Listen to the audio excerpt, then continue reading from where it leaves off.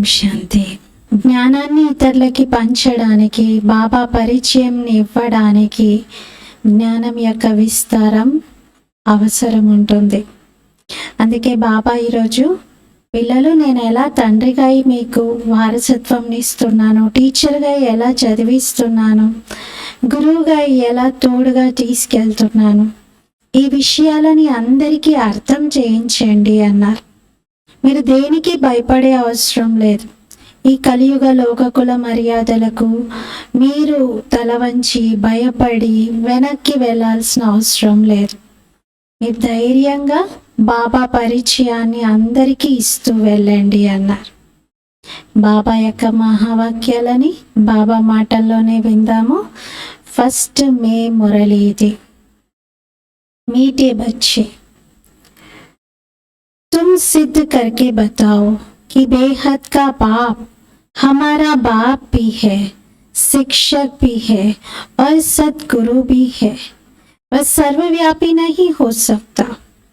మధురమైన పిల్లలు, మీరు రుజువు చేసి చెప్పండి, అనంతమైన తండ్రి మాకు తండ్రి, టీచర్ మరియు సద్గురువుగా ఉన్నారు.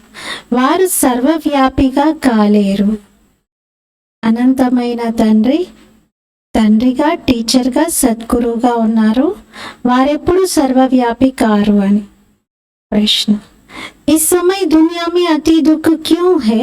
दुख का कारण सुनाओ. ఈ సమయంలో ప్రపంచంలో ఇన్ని దుఃఖాలు ఎందుకు ఉన్నాయి? దుఃఖానికి కారణం వినిపించండి. జవాబు, सारी दुनिया पर इस समय राहु की दशा है. మొత్తం ప్రపంచంలో ఈ సమయంలో రాహు దశ ఉంది. ఈ కారణంగా దుఃఖం ఉంది. వృక్షపతి బాబా ఎప్పుడైతే వస్తారో అప్పుడు అందరిపైన బృహస్పతి దశ కూర్చుంటుంది. సత్యత్రేతాయుగాల్లో బృహస్పతి దశ ఉంటుంది. రావణుని యొక్క నామరూపాలు కూడా అక్కడ ఉండవు. పేరు చిహ్నాలు కూడా ఉండవు, గుర్తులు కూడా ఉండవు. అందుకే అక్కడ దుఃఖం ఉండదు. బాబా వచ్చింది సుఖధామం యొక్క స్థాపన చేయటానికి. అందులో దుఃఖం ఎలా ఉండగలుగుతుంది? సుఖధామాన్ని స్థాపన చేస్తూ ఉన్నప్పుడు సుఖధామంలో దుఃఖం అసలు ఉండజాలదు. ఓం శాంతి.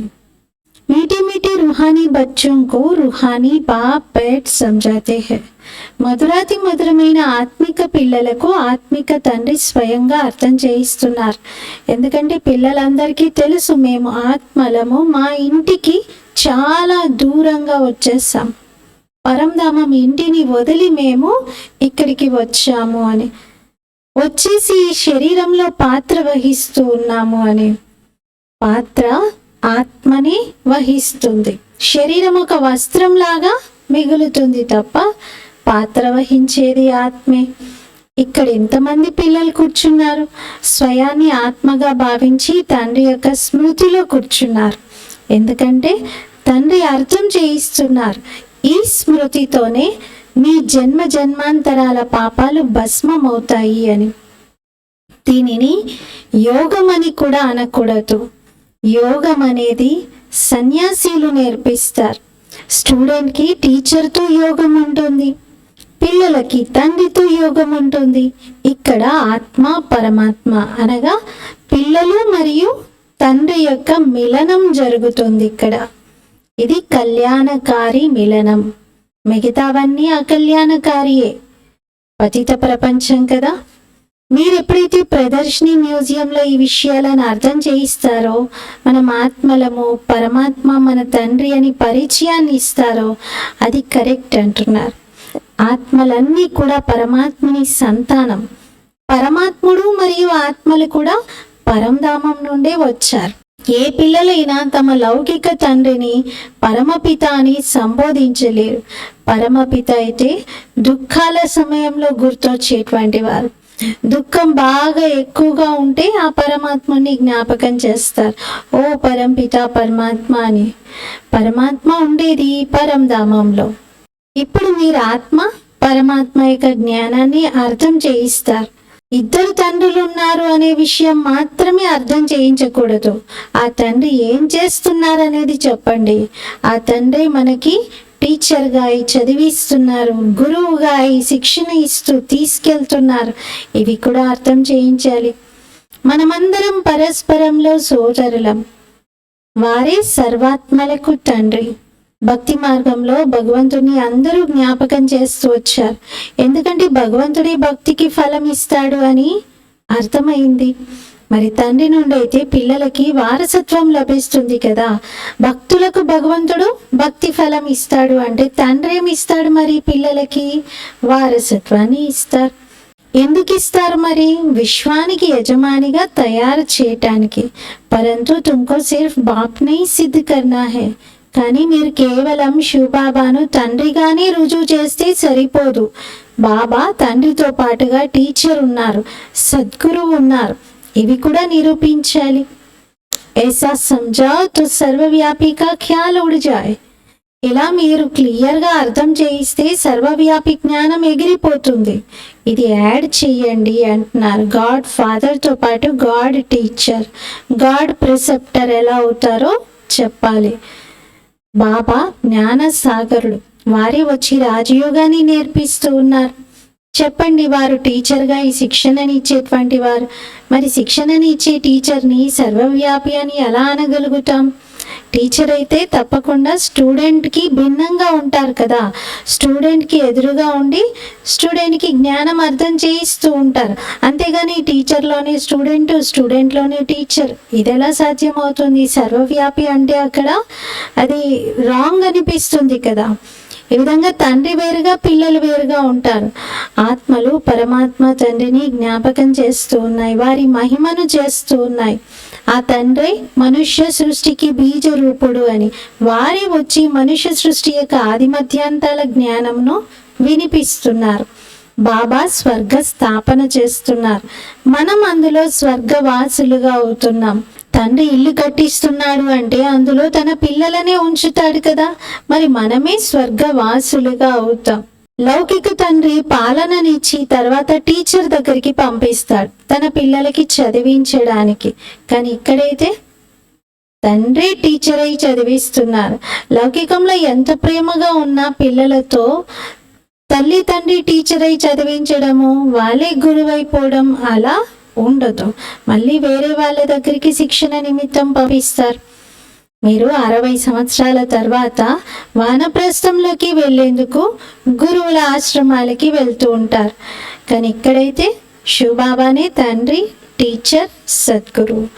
ముగ్గురు వాస్తవంగా వేరు వేరు, కానీ ఇక్కడ ముగ్గురు మనకి ఒక్కరిలోనే లభించారు. ये बेहद का बाप तो सभी आत्माओं का बाप है. ఈ అనంతమైన తండ్రి అయితే సర్వాత్మలకు తండ్రి.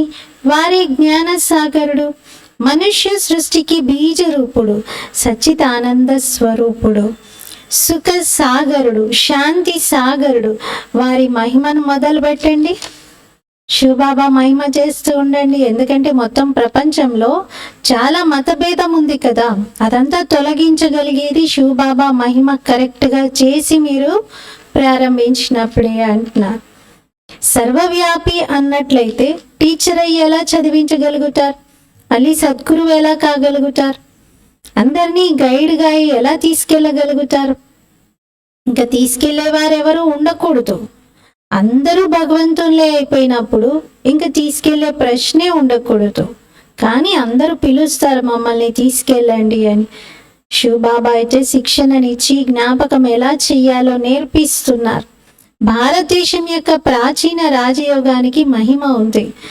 పురాతనమైనటువంటిది ఈ సంగమ యుగము. కొత్త మరియు పాతకి మధ్యలో ఉంది. మరి మీకు అర్థమవుతుంది, నేటికి ఖచ్చితంగా 5000 సంవత్సరాల పూర్వము బాబా వచ్చి ఇలాగే తన వారిగా చేసుకున్నారు. మనకి తండ్రి, టీచర్, సద్గురువుగా అయ్యారు. వారు కేవలం మనకి తండ్రికి మాత్రమే కాదు, వారైతే జ్ఞాన సాగరుడు అంటే టీచర్ కూడా, శిక్షణ కూడా ఇస్తున్నారు. సృష్టి ఆది మధ్యాంత రహస్యాన్ని కూడా అర్థం చేయిస్తున్నారు. ఎందుకంటే బీజ రూపుడు కదా, కాబట్టి బీజమే వృక్షం గురించి చెప్పగలుగుతుంది. వృక్షపతి కూడా వారు. ఎప్పుడైతే భారతదేశంలో వస్తారో అప్పుడు భారతదేశం పైన బృహస్పతి దశ కూర్చుంటుంది. సత్యుగంలో సదా సుఖీగా దేవీ దేవతలుగా ఉంటారు. అందరిపైన బృహస్పతి దశ ఏర్పడుతుంది. మళ్ళీ ఎప్పుడైతే ప్రపంచం తమో ప్రధానంగా మారుతుందో అప్పుడు రాహు దశ వచ్చి చేరుతుంది. వృక్షపతి గురించి అయితే ఎవ్వరికీ తెలియని కారణంగా ఈ వారసత్వం విషయం కూడా అర్థం కావట్లేదు వారికి. అసలు తెలుసుకోకపోతే మరి వారసత్వం ఎలా లభిస్తుంది? తెలుసుకునే ప్రయత్నం అయితే చెయ్యాలి కదా. మీరు ఇక్కడ కూర్చున్నారు అశరీరిగా అయి కూర్చున్నారు. ఇక్కడ మీకు జ్ఞానం లభించింది, ఆత్మ వేరు శరీరం వేరు అని. మరి పంచతత్వాల శరీరం కదా, తత్వాలతో నిర్మితమైనటువంటి ఒక డబ్బా ఇది, ఒక బాక్స్ ఇది. ఇందులో ఆత్మ డైమండ్ ప్రకాశిస్తుంది, ఆత్మ ప్రవేశించింది. అందరిది పాత్ర ఇమిడి ఉంది. ఆత్మ లోపల ఎన్ని జన్మలు తీసుకోవాలి అనేది కూడా రికార్డ్ ఇమిడి ఉంది. మొట్టమొదట ముఖ్యమైన విషయం ఇదే అర్థం చేయించాలి. బాబా మనకి సుప్రీం తండ్రి, సుప్రీం టీచర్. లౌకికంలో తండ్రి, టీచర్, గురువు యొక్క కాంట్రాస్ట్ తెలియజేయడంతో అర్థం చేసుకుంటారు. డిబేట్ ఏమీ చేయరు. తండ్రి వేరు, టీచర్ వేరు, గురువు వేరు, అందరు వేరువేరుగా ఉంటారు కాబట్టి అక్కడ డిబేట్ ఏమీ ఉండదు. కాంట్రాస్ట్ అర్థం చేయించడానికి ఈజీగా ఉంటుంది. ఆత్మల తండ్రిలో అయితే మొత్తం జ్ఞానం ఇమిడి ఉంది. ఇదే వారిలో ఉన్నటువంటి విశేషత, వారి లోపల ఉన్న హాబీ. వారే మనకి రచన యొక్క ఆది మధ్యాంత రహస్యాన్ని అర్థం చేయిస్తారు. ఇంతకుముందు కాలంలో ఋషులు మునులు చెప్పేవారు మాకు రచయిత రచన యొక్క ఆది మధ్యాంతాలు తెలీదు అని. ఎందుకంటే ఆ సమయంలో వారు సతో స్థితిలో ఉండేవారు కాబట్టి ఓపెన్గా సత్యంగా చెప్పేశారు మాకు తెలీదు అని. కానీ ఇప్పటి వాళ్ళు తెలియకపోయినా రజో స్థితిలో తమో స్థితికి చేరుకున్న కారణంగా అన్నీ తెలుసనేటువంటి భావంతో మాట్లాడుతూ ఉంటారు. మరి కొత్తది పాతగా తప్పనిసరిగా అవుతుంది. ఇప్పుడు సృష్టి చక్రం యొక్క ఆయుష్ను గురించి కూడా మీరు పూర్తిగా తెలుసుకున్నారు. మనుషులు ఇది మర్చిపోయారు. దీని ఆయుష్ ఎంత అనేది కూడా తెలియట్లేదు. ఈ శాస్త్రాలు మొదలైనవన్నీ భక్తి మార్గం కోసమే తయారు చేస్తారు.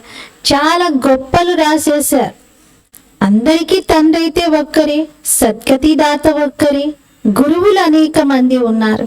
సద్గతినిచ్చేటువంటి వాడు సద్గురువు ఒక్కరే. సద్గతి ఎలా జరుగుతుంది? ఇది మీ బుద్ధిలో ఉంది. ఆది సనాతన దేవి దేవతా ధర్మాన్ని సద్గతి అంటారు. అక్కడ కొద్దిమంది మనుషులే ఉంటారు. ఇక్కడ ఎంతమంది మనుషులు ఉన్నారు? అక్కడ కేవలం దేవతల రాజ్యం ఉంటుంది. వారి డినైస్టీ ఇంకా నిదానంగా వృద్ధి చెందుతూ ఉంటుంది. లక్ష్మీనారాయణది ఫస్ట్, సెకండ్, థర్డ్ ఇలా నడుస్తుంది. ఎప్పుడైతే ఫస్ట్ వారు ఉంటారో లక్ష్మీనారాయణ ఫస్ట్ జంట, అప్పుడు కొద్దిమందే ఉంటారు జనాభా. 9 లక్షల పాపులేషనే ఉంటుంది. ఈ ఆలోచనలు కేవలం మీలోనే నడుస్తాయి అంటున్నారు. ఈ విషయాలను మీరు భగవంతుని ద్వారా తెలుసుకుంటున్నారు. భగవంతుడు సర్వ ఆత్మలకి తండ్రి, వారి అనంతమైన తండ్రి. హద్దు తండ్రి అయితే హద్దు వారసత్వంనే ఇస్తారు. అనంతమైన తండ్రి నుండి అనంతమైన వారసత్వం లభిస్తుంది. 21 తరాల కోసం స్వర్గం యొక్క రాజ్యభాగ్యం లభిస్తుంది. 21 తరాలు అనగా 21 జన్మలని అర్థం. వృద్ధాప్యానికి చేరుకోగానే ఆత్మ శరీరాన్ని విడిచి మరొక శరీరాన్ని ధరిస్తుంది. కానీ నేను ఆత్మను అనేటువంటి జ్ఞానం అయితే అక్కడ ఉంటుంది. ఇక్కడ దేహాభిమానం ఉన్న కారణంగా తెలుసుకోవట్లేదు. ఆత్మ ఒక శరీరం విడిచి మరొక శరీరాన్ని ధరిస్తుంది అన్న సత్యము ఎవరికి అర్థం కావట్లేదు. అందుకే ఏడుస్తారు. బాబానే వచ్చి ఆత్మాభిమానిగా చేస్తూ ఉన్నారు. అక్కడైతే ఈ విషయాలన్నీ తెలుసు. ఆత్మ ఒక శరీరం విడిచి మళ్ళీ వెళ్ళి చిన్న బాలుడిగా అవుతుంది అని. సర్పం యొక్క ఉదాహరణ ఉంది. ఈ సర్పము, భ్రమరి ఇలాంటి ఉదాహరణలన్నీ సంగమ యుగంలో మీ పురుషార్థానికే వర్తిస్తాయి అంటున్నారు. అంటే ఇక్కడ పురుషార్థం చేస్తున్న సమయంలో ఉపయోగించాల్సినటువంటి ఉదాహరణలు ఇవి. భక్తి మార్గంలో కూడా బాగా ఉపయోగపడతాయి. వాస్తవంగా బ్రాహ్మణీలు అంటే మీరే. భ్రమరి పురుగు ఎలా అయితే చెత్తలో ఉన్నటువంటి కీటకాలను తన గూట్లోకి తీసుకొచ్చి బూ బూ అని శబ్దం చేస్తూ వాటి చుట్టూ తిరుగుతుంది. లోపల ఆ శబ్దం యొక్క ఉచ్చారణ వలన ఆ కీటకాలలో ఒక ఎనర్జీ వచ్చేసి వాటి రెక్కలకు బలం వచ్చి అవి ఎగరటం ప్రారంభిస్తాయి. అలా బాబా అంటారు, మీరు కూడా బ్రాహ్మణీలు వికారి మనుష్యులకు జ్ఞానాన్ని వినిపించి వినిపించి వారిని కూడా మళ్ళీ పునర్జీవితం చేస్తారు. మళ్ళీ ఉమంగ ఉత్సాహాల రెక్కలతో జ్ఞానంలో ఎగిరి మనుష్యుల నుండి మీరు దేవతలుగా తయారు చేస్తారు. శివబాబా జ్ఞాన సాగరుడు, శాంతి సాగరుడు. అందరూ వారి ముందు శాంతిని కోరుతూ ఉంటారు, శాంతి దేవా అని పిలుస్తారు. కానీ ఎవరిని పిలుస్తున్నారో వారికి అర్థం కాదు. శాంతి దాతగా ఉన్న బాబా శాంతి సాగరుడు కూడా. మరి వారి మహిమనే పాడుతారు, కానీ అర్ధరహితంగా చెప్తూ ఉంటారు. మహిమ చెబుతూ ఉన్నారు కానీ అర్థం చేసుకునే ప్రయత్నం చేయట్లేదు. బాబా అంటారు, ఈ వేదాలు శాస్త్రాలు మొదలైనవన్నీ భక్తి మార్గానివి. 63 జన్మలు భక్తి చేయాల్సిందే. ఎన్ని శాస్త్రాలు ఉన్నాయి, నేనేమి శాస్త్రాలు చదవడంతో మీకు లభించాను, నన్ను పిలిచేదే వచ్చి పావనంగా చెయ్యండి అని. ఇది తమో ప్రధాన చెత్త ప్రపంచం, దేనికి పనికిరాదు. ఎన్ని దుఃఖాలు ఉన్నాయి, దుఃఖం ఎక్కడి నుండి వచ్చింది? మరి బాబా అయితే మీకు చాలా సుఖాన్ని ఇచ్చారు కదా, మళ్ళీ మీరు మెట్లు ఎలా క్రిందకి దిగారు? బాబా అంటారు, జ్ఞానం భక్తి రెండు ఉన్నాయి కదా. జ్ఞానం బాబా వినిపిస్తారు, భక్తి రావణుని నేర్పిస్తారు. దేఖ్నేమే నా బాపాత నా రావణాత. చూడ్డానికి మాత్రం ఇద్దరు కనిపించరు, బాబా కనిపించరు, రావణుడు కనిపించడు. ఇద్దరిని కళ్ళతో మనం చూడలేం, ఆత్మను అర్థం చేసుకోగలుగుతాం. నేను ఆత్మని, నా ఆత్మకు తండ్రి బాబా అని. మరి ఆత్మకు తండ్రి పరమాత్మ తప్పకుండా ఉంటారు కదా. ఆ తండ్రి టీచర్ అవుతున్నారు ఇక్కడ. ఇటువంటి విషయాలు ఇంకెవరు చెప్పలేరు, ఇంకెవరు కూడా అలా టీచర్ అయి చదివించలేరు. మీరు 21 జన్మల కోసం సద్గతిని పొందుతున్నారు. మీకు గురువుల అవసరమే ఏర్పడదు. ఇంకా భవిష్యత్తు అనేక జన్మల వరకు గురువుల అవసరం ఉండదు. బాబా అందరికీ తండ్రి, టీచర్ కూడా, చదివించేవారు, సర్వుల సద్గతి చేసే సుప్రీం గురువు. ముగ్గురిని సర్వవ్యాపి అని అనలేం. తండ్రిని అనలేం, టీచర్ని అనలేం, గురువుని అనలేం. వారైతే సృష్టి ఆది మధ్యాంతాల రహస్యాలని వినిపిస్తున్నారు. మనుషులు హే పతిత పావన రండి అంటూ జ్ఞాపకం చేస్తున్నారు. సర్వుల సద్గతి దాత రండి అంటున్నారు. అందరి దుఃఖాలను హరించి సుఖం ఇవ్వండి అని వేడుకుంటున్నారు. హే గాడ్ ఫాదర్, హే లిబరేటర్. తర్వాత గైడ్గా కూడా కండి, నన్ను తీసుకెళ్ళండి అంటారు. ఈ రావణ రాజ్యం నుండి లిబరేట్ చేయండి. రావణ రాజ్యం అంటే లంకలో ఏమీ లేదు, అంటే శ్రీలంకనే లంక అనుకొని అదే రావణ రాజ్యం అనుకుంటారు. కానీ బాబా చెప్తున్నారు, మొత్తం ధరణి, మొత్తం భూమి అంతా కూడా రావణ రాజ్యంగా మారింది. రామరాజ్యం కేవలం సత్యుగంలోనే ఉంటుంది. భక్తి మార్గంలో మనుష్యులు ఎంత భ్రమించిపోయారు, ఎంత కన్ఫ్యూజ్ అవుతూ ఉంటారు. ఇప్పుడు మీకు శ్రీమతం లభిస్తుంది శ్రేష్టంగా తయారయ్యేందుకు. సత్యయుగంలో భారతదేశం శ్రేష్టాచారిగా ఉండేది. అక్కడ అందరూ పూజ్యులుగా ఉండేవారు. ఆ పూజ్యులనే ఈనాటి వరకు కూడా ఇప్పటికీ పూజిస్తూ ఉన్నారు. భారతదేశం పైన బృహస్పతి దశ ఉండేది సత్యయుగంలో, ఇప్పుడు రాహు దశ ఉంది. చూడండి భారతదేశం పరిస్థితి ఎలా మారిపోయిందో. అందరూ అన్రైటియస్గా అయిపోయారు. బాబా రైటియస్గా సత్య మార్గంలో మళ్ళీ అందరినీ నడిపిస్తున్నారు. రావణుడేమో అసత్యమైన బాటను చూపించాడు. అంటారు అందరూ రామరాజ్యం కావాలి అని. అంటే అండర్స్టూడ్, ఇక్కడ రావణ రాజ్యంలో ఉన్నాం, ఇది వద్దు మాకు, ఇక్కడ చాలా దుఃఖం ఉంది, రామరాజ్యమే కావాలి అని అందరూ పిలుస్తున్నట్లు. నరకవాసిగా ఉన్నారు. రావణ రాజ్యాన్ని నరకం అంటారు. స్వర్గం నరకం రెండు సగం సగం ఉన్నాయి. ఇది కూడా పిల్లలు మీరు తెలుసుకున్నారు. రామరాజ్యం అని దేన్ని అనాలి, రావణ రాజ్యం అని దేన్ని అంటారు, మీకే అర్థమైంది. మొట్టమొదట నిశ్చయ బుద్ధిగా తయారవ్వాలి. శివబాబా నాకు తండ్రి, మేం సర్వ ఆత్మలం బ్రదర్స్. బాబా నుండి వారసత్వం లభించే హక్కు అందరికీ ఉంది, లభించింది కూడా. బాబా రాజయోగాన్ని నేర్పించి సుఖధామానికి యజమానిగా తయారు చేశారు. మిగతా అందరూ ఆ సమయంలో శాంతిధామంలో ఉండేవారు. ఇది పిల్లలకి తెలుసు. వృక్షపతి చైతన్యంగా ఉన్నారు, సచ్చితానంద స్వరూపుడు. ఆత్మ సత్యము, ఆత్మ చైతన్యము. బాబా సత్యము, బాబా చైతన్యము. బాబా వృక్షపతి. ఇది తలక్రిందులుగా ఉన్న వృక్షం. దీని బీజం ఎక్కడుంది? పైన. పైన బీజం, క్రింద కొమ్మలు. బాబా వచ్చి దీన్ని అర్థం చేయిస్తున్నారు. ఎప్పుడైతే మీరు తమో ప్రధానంగా అవుతారో అప్పుడు బాబా సతో ప్రధానంగా చేసేందుకు వస్తారు. హిస్టరీ జోగ్రఫీ రిపీట్ అవుతుంది. अब तुमको कहते हैं हिस्ट्री जोग्राफी, अंग्रेजी अक्षर नहीं बोलो, हिंदी में कहेंगे इतिहास भूगोल।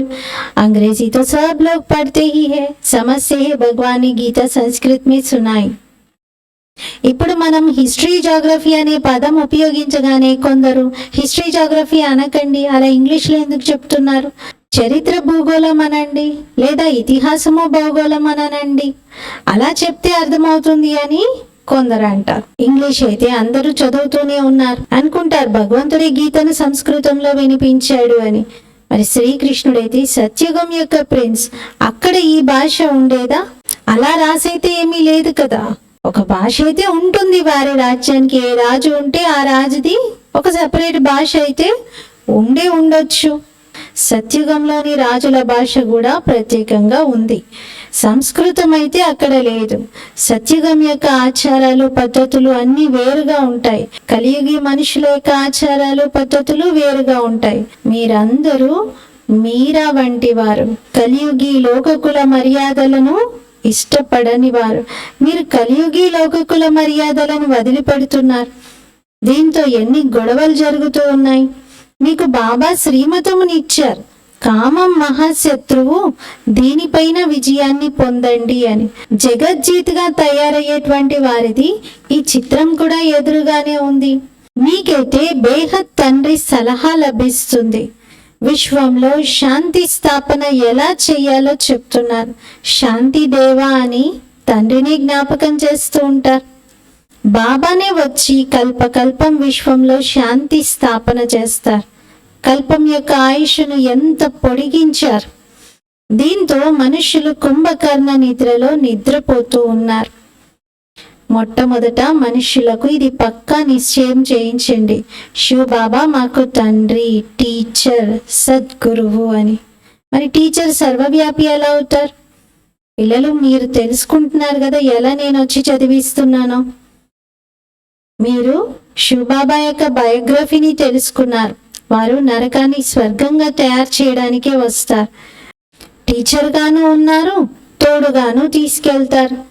ఆత్మలు అవినాశి.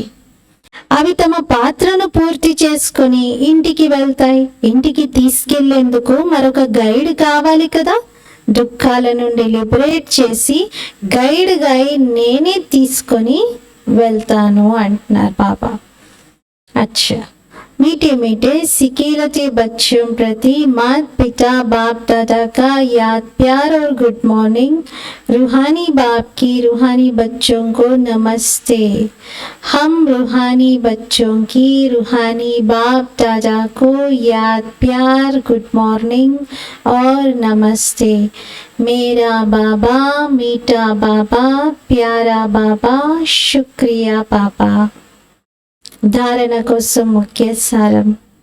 ఫస్ట్ పాయింట్, కలియుగి లోక కుల మర్యాదలను వదిలి ఈశ్వరీయ కులం యొక్క మర్యాదలను ధారణ చెయ్యాలి.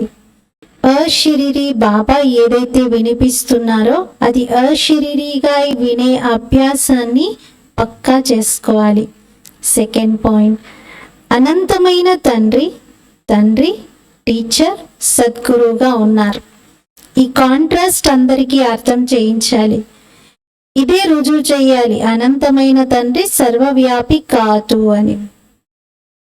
ఈరోజు ధారణలో బాబా అశరీరీ స్థితిని పక్కా చేసుకోండి, ఈశ్వరీయ మర్యాదలని ధారణ చేయండి అంటున్నారు. లోకకుల మర్యాదలు పక్కన పెట్టండి, ఈశ్వరీయ కులం యొక్క మర్యాదను ధారణ చేయండి, పవిత్రత ధారణ చేయండి.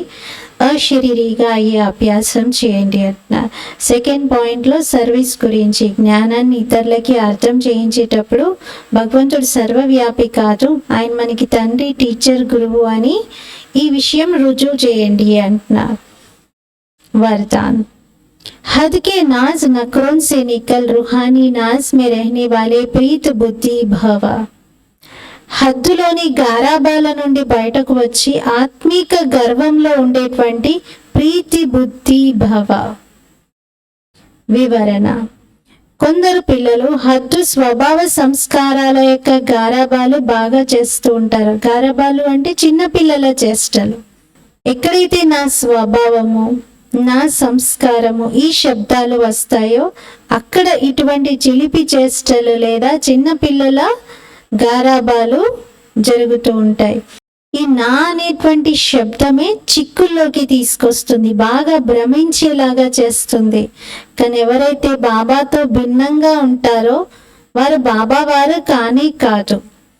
నా స్వభావం బాబా స్వభావంతో భిన్నంగా ఉండకూడదు. అందుకే హద్దులోని గారాబాల నుండి బయటికి వచ్చి, ఈ చిన్నపిల్లల చేష్టల నుండి బయటికి వచ్చి ఆత్మిక గర్వంలో ఉండండి. హద్దులోని చిన్నపిల్లల చేష్టలు వద్దు, కానీ బాబా ప్రీతిలో ప్రీతి బుద్ధిగా మీరు ఎటువంటి చేష్టలు చేసినా, ఆటలు చేసినా పర్వాలేదు అంటున్నారు.